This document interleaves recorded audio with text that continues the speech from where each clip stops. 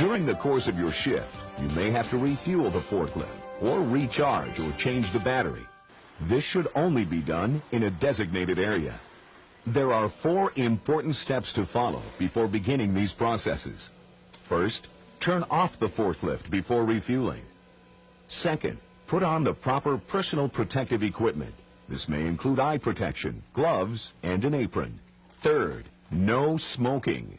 Fourth, know the location of designated areas in your company containing an eye wash station, shower, or emergency facilities. When changing batteries, position the forklift in the changing area and set the brake. Make sure the battery is secure before lifting it.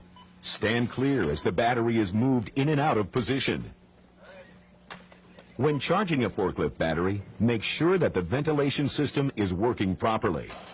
If the battery is being charged on the forklift, uncover the battery compartment to prevent heat or hydrogen gas buildup.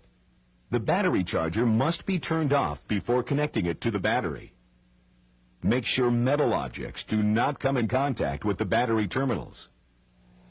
A typical forklift battery contains a solution of diluted sulfuric acid. This battery-grade acid solution is approximately 30% sulfuric acid and 70% water.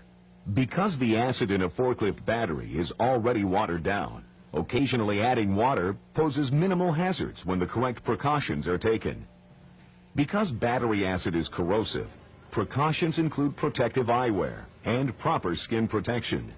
The addition of water to concentrated sulfuric acid creates a heated reaction to such a degree that the act of diluting concentrated sulfuric acid must be carried out in a controlled environment where the risk of explosion is minimized. And will settle to the ground.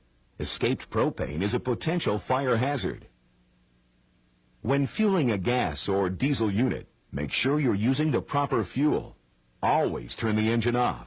Do not overfill the tank. Replace the fuel cap before starting the engine. If fuel is spilled, follow proper safety procedures for cleaning it up. If you find any problems with the forklift during the refueling or recharging process, the unit must be repaired before returning it to service. If you're using a forklift outdoors or at a construction site, you're bound to encounter rough, uneven terrain.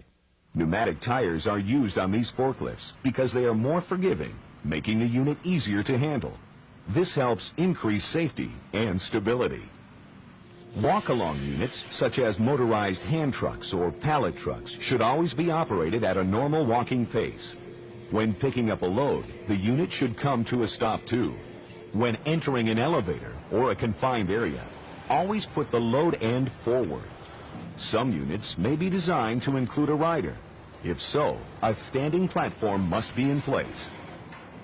When using a high-lift unit, you must always wear proper fall protection equipment.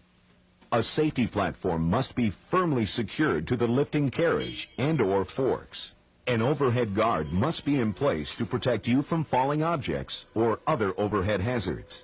If you're on the raised platform, you must be able to turn the power off from your location. Never travel with the operator or the load raised. If using a two-person unit, communication between the operator and the person in the lift must be maintained at all times. Forklifts. They are our industry's workhorses. Moving, storing, stacking, and loading everything from raw materials to finished product. As a forklift operator, you must always keep one goal in mind: the safe, efficient operation of your unit.